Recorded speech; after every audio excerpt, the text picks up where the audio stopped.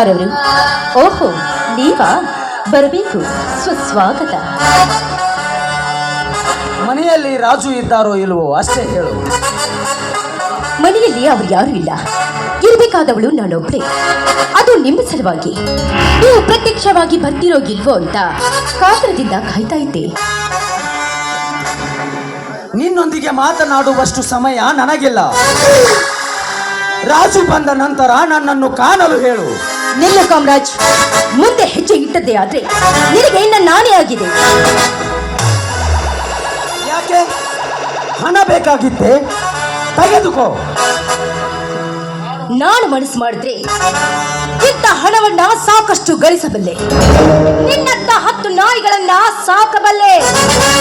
ಹೆಣ್ಣಿಗೆ ಹಣ ಮುಖ್ಯವಲ್ಲ, ಬಾಳು ಮುಖ್ಯ. ನಿನ್ನೊಂದಿಗೆ ಮುಖ್ಯವಾದ 4 ಮಾತುಗಳನ್ನು ಆಡೋದಿದೆ. ನಿನ್ನ ಹಳೆ ಪುರಾಣ ನನಗೆ ಬೇಕಾಗಿಲ್ಲ. ತಾಳಿ ಕಟ್ಟಿಕೊಂಡ ಹೆಂಡತಿಯೇ ಹೊರಟು ಹೋಗಿದ್ದಾಳೆ ಈ ಮನೆಯಿಂದ. ನಿನ್ನ ಮೋಹದ ಬಲೆಯಲ್ಲಿ ಹೇಗಾದರೂ ಮಾಡಿ ಆ ರಾಜನನ್ನು ಕೆಡುವಿಕೋ. ಆಮೇಲೆ ಈ ಮನೆಯಲ್ಲಿಯೇ ನೀನು ಮಹಾರಾಣಿಯಾಗಿ ಮೆರೆಯಬಹುದು. ಸಮಯ ಒದಗಿ ಬಂದಾಗ ಪುನಃ ನಿನ್ನ ಹೃದಯ ಮೆಲನ ಸಹ ಆಗಬಹುದು. ಇಂಥ ಸುಸುದ್ದಿ ಕಳೆದುಕೊಂಡು ನಿರಾಶೆ ಹೊಂದದಿರು ಸರೋಜ. ಇದಕ್ಕೆ ಪ್ರೋತ್ಸಾಹ ನಾನು ನೀಡಬಲ್ಲೆ. ಅಯ್ಯೋ ಪಾಪಿ, ಈಗಾಗಲೇ ನೀನು ಮಾಡಿದ ಅನ್ಯಾಯ ಸಾಕಷ್ಟಾಗಿದೆ. ಪುನಃ ಉಂಡಮಣಿಗೆ ದ್ರೋಹ ಬಗೆ ಅಂತ ನನಗೆ ಪ್ರೋತ್ಸಾಹ ನೀಡಲು ಬಂದಿದ್ದೀಯ. ನಿನ್ನ ಉಪದೇಶ ನನಗೆ ಬೇಕಾಗಿಲ್ಲ. ಸತ್ತ ಸುದ್ದಿ ಪುನಃ ಎತ್ತಿ ಯಾವ ಸುಖ ಪಡುವಿ ಸರೋಜ?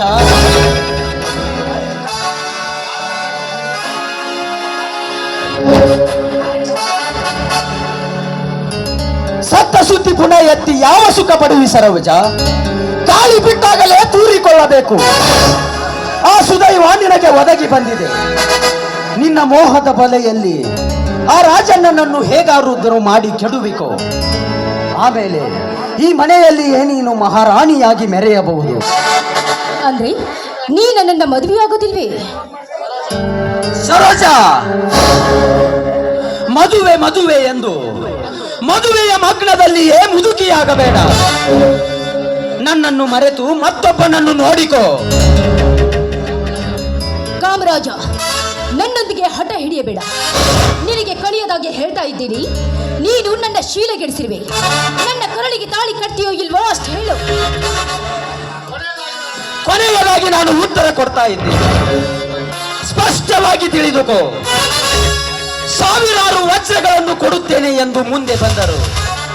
ನಿನ್ನ ಸತ್ತ ಶವಕ್ಕೆ ಸಹ ನಾ ತಾಳಿ ಕಟ್ಟಲಾರೆ. ಕಾಮರಾಜ್, ನಾನು ಸಾಯ್ಬೇಕಾದ್ರೆ ನಿನ್ನನ್ನ ಜೀವಂತವಾಗಿ ಬಿಟ್ಟು ಸಾಯಲಾರೆ. ನಾ ಪಟ್ಟ ಕಷ್ಟ ನೋವು ನಿನಗೆ ತಟ್ಟಿದಾಗ್ಲೇ ನನ್ನ ಆತ್ಮಕ್ಕೆ ಶಾಂತಿ. ನನಗೆ ಮೋಸ ಮಾಡಿದ್ದಕ್ಕೆ ಸೇಡು ತೀರಿಸಿಕೊಳ್ಳದೆ ಬಿಡಲಾರೆ.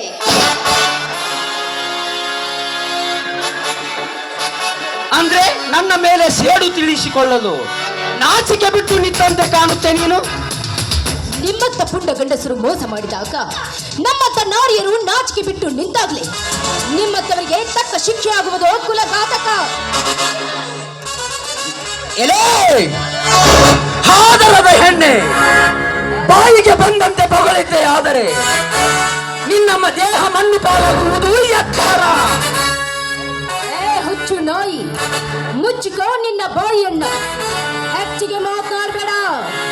ನಿನ್ನ ಎಚ್ಚರುಪದೇಶ ನನ್ನ ಪಾಲಿಗೆ ತುಚ್ಛ ಸಮಾನ. ಇಲ್ಲಿಯವರೆಗೂ ನೀನು ನನ್ನ ಭಾವಿ ಪತಿ ಎಂದು ತಿಳಿದು ನಿನಗೆ ಮರ್ಯಾದೆ ಕೊಟ್ಟು ಮಾತನಾಡಿದೆ. ಆದರೆ ಇಂದು ನೀನು ನನ್ನ ಮಾತನ್ನೇ ತಿರಸ್ಕರಿಸಿದ ಮೇಲೆ ನಿನಗೆ ಮರ್ಯಾದೆ ಕೊಟ್ಟು ಮಾತನಾಡೋದರಲ್ಲಿ ಅರ್ಥವಿಲ್ಲ. ಇಲ್ಲಿಯವರೆಗೂ ನಾನು ನಾರಿಯಾಗಿ ಬಾಳಿದೆ. ಇನ್ನು ಮುಂದೆ ನಿನ್ನ ಪಾಲಿಗೆ ನಾನು ನಾರಿಯ.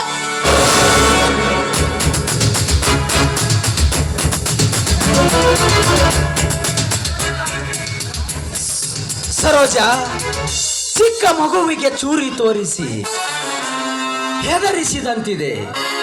ಕೈಯಲ್ಲಿ ಚಾಕು ಹಿಡಿದು ಹೆದರಿಸಿದರೆ ಹೆದರುವ ಬೆಪ್ಪ ನಾನಲ್ಲ. ನನ್ನನ್ನು ಕೊಲೆ ಮಾಡುವುದು ಆ ಹುಟ್ಟಿಸಿದ ಬ್ರಹ್ಮನಿಂದಲೂ ಸಾಧ್ಯವಿಲ್ಲ. ನಿನ್ನಂತ ಸಣ್ಣ ಜಾತಿಯ ಹೆಣ್ಣೆ ಏನು ಕೊಲೆ ಮಾಡಬಲ್ಲೆ? ಹೆಣ್ಣು ಸಣ್ಣ ಜಾತಿ ಕೀಳೆಂದು ತಿಳಿಯಬೇಡ. ನಿನ್ನಂತ ಗಂಡೆದೆ ಬಂಡರು ಎದುರಿಗೆ ಬಂದಾಗ ಕೈಯಲ್ಲಿ ಖಡ್ಗ ಹಿಡಿದು ಹೋರಾಡಿದ ಝಾನ್ಸಿ ರಾಣಿ ಲಕ್ಷ್ಮೀಬಾಯಿ ಹೆಣ್ಣಲ್ಲವೇ? ಕಿತ್ತೂರು ರಾಣಿ ಚೆನ್ನಮ್ಮ ಹೆಣ್ಣಲ್ಲವೇ? ಮುಚ್ಚು ಬಾಯಿ. ಹಿಂದಿನ ಯುಗದಲ್ಲಿ ಸ್ತ್ರೀಯರು ಮಾಡಿದ ಪೌರುಷ ಇಂದಿನ ಕಲಿಯುಗದಲ್ಲಿ ಕಸದ ಸಮಾನ. ಈ ಸಂದರ್ಭದಲ್ಲಿ ನನ್ನ ಕಣ್ಣಿಗೆ ನೀನು ಗೋಡೆಯ ಮೇಲೆ ಚಿತ್ರಿಸಿದ ಗೊಂಬೆಯಷ್ಟೇ. ನಾನು ಮನಸ್ಸು ಮಾಡಿದರೆ ನಿನ್ನನ್ನು ಜೀವಂತವಾಗಿ ಯಾರೂ ಮುಟ್ಟದಂತೆ ರಂಡೆ ಮುಂಡೆಯಾಗಿ ಇರಿಸಬಲ್ಲೆ. ಮುಚ್ಚ ಬಾಯಿ ಚಾಂಡಾಲ. ಇನ್ನೊಂದು ಸಾರಿ ರಂಡೆ ಮುಂಡೆ ಎಂದು ಉಚ್ಚರಿಸಿದ್ದೆ ಆದ್ರೆ ದುರ್ಗಿಯು ರಾಕ್ಷಸನ ಎದೆಯನ್ನ ಸೀಳಿ ರಕ್ತವನ್ನ ಕುಡಿಸಿದ್ದೆ. ಗುಂಡಿಗೆ ಎಣ್ಣೆ ಸೀಳಿ ರಕ್ತವನ್ನೇ ಕುಡಿಯಬಲ್ಲೆ. ಇಂದಿಗೆ ನನ್ನ ಕರ್ಮಕತೆ ಮುಗಿಯಿತೆಂದು ತಿಳಿದುಕೊಳ್ಳ.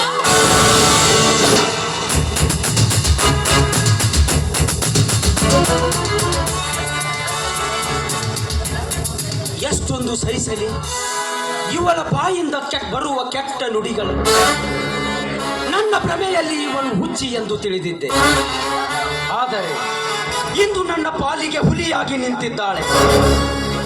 ನಾನೇನಾದರೂ ಇವಳನ್ನು ಈ ಸಮಯದಲ್ಲಿ ಎದುರು ಹಾಕಿಕೊಂಡರೆ ನನ್ನನ್ನು ಭೇಟಿ